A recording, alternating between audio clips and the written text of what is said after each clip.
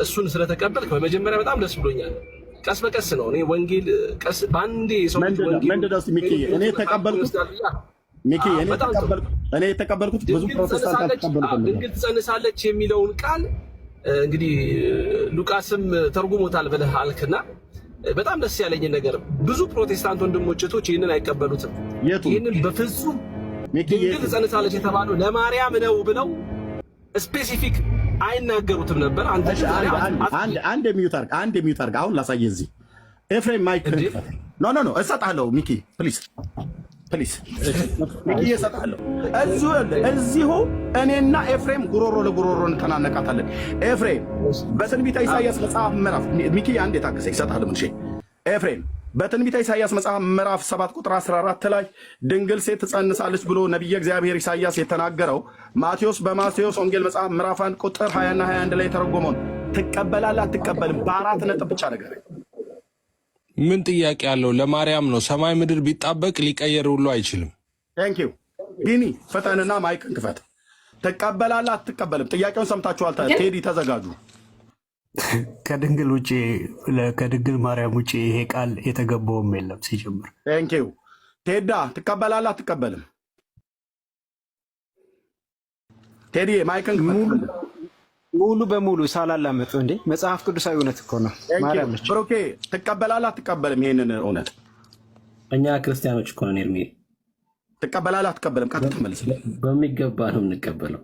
ቴንኪዩ እታች ያላችሁ ቅዱሳን ወገኖች 940 ሰው አላችሁ። እዚህ ውስጥ ያላችሁ የወንጌል አማኞች እስከዛሬ ኮሜንት ያልጻፋችሁ በሙሉ እኔ የተናገርኩት ብያለን። ማቴዎስ ኢሳይያስ የተናገረውን ትንቢት ምዕራፍ 7 ቁጥር 14 ላይ ቅዱስ ማቴዎስ የተረጎመውን ማቴዎስ ወንጌል መጽሐፍ ምዕራፍ 1 ቁጥር 20 እና 21 ላይ ትቀበላላችሁ አትቀበሉም? እንቀበላለን እያላችሁ የወንጌል አማኞች ጻፉ።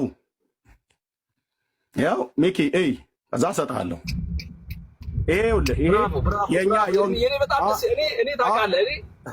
እኔ ለመወገት አይደለም የምገባው። እኔ ቢያንስ በተቻለ አቅም የሆነ ስቴፕ ሰዎች ከሄዱ እኔ ደስ ይለኛል። ምንም ችግር የለብኝም። ይቅርታ አድርግልኝና ፕሮቴስታንት ነኝ ብሎ የሚያምን ፕሮቴስታንት ዛሬ ይሄንን አልቀበልም ያለ ሰው ካገኘ ይዘውና ይሄንን እውነት አልቀበልም ብሎ የሚል ሰው ካለ ሚኪሻ ፕሮቴስታንት ነኝ ብሎ ይሄንን እውነት አልቀበልም ያለ ሰው ካለ ይዘው።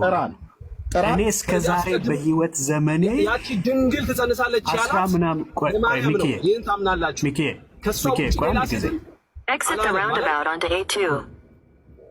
ሚኬ ይሄው 10 ምናምን ዓመቴ ነው ፕሮቴስታንት ከሆንኩኝ።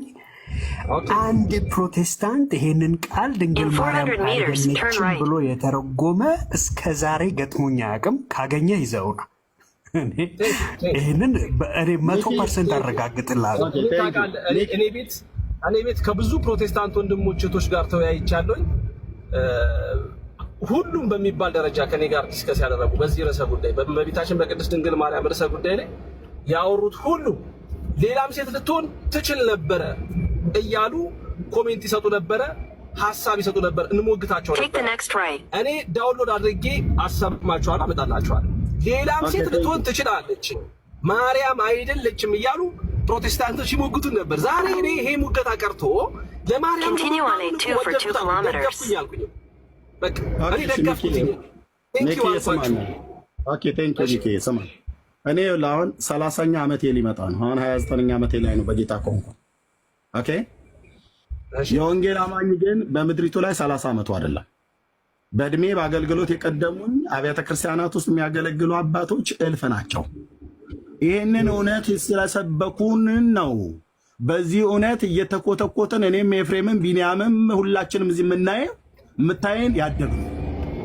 ይህንን እውነት የማይቀበል አንድ የወንጌል አማኝ የለም። ካለ ማነው ሚኪዬ ቤት ውስጥ ሲገባ ቀጥታ ኤርሚያስን ጥሩልኝ፣ ወይ ቀጥታ ኤፍሬምን ወይ ቴዲን ብሩኬን ወይ ቢንያምን ፈልጉ አፈላልጉ ብለህ ጠራን።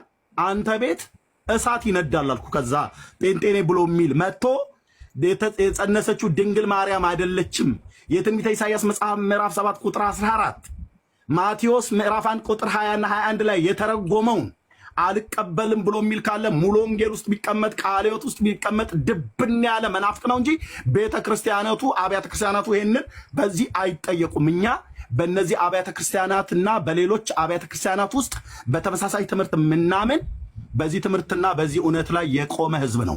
ጴንጤውን ወክለን ነው የምንነግርህ እዚህ ያለን ወንድሞች በሙሉ። በጣም ደስ የሚል ሰው ካለ ያልተማረ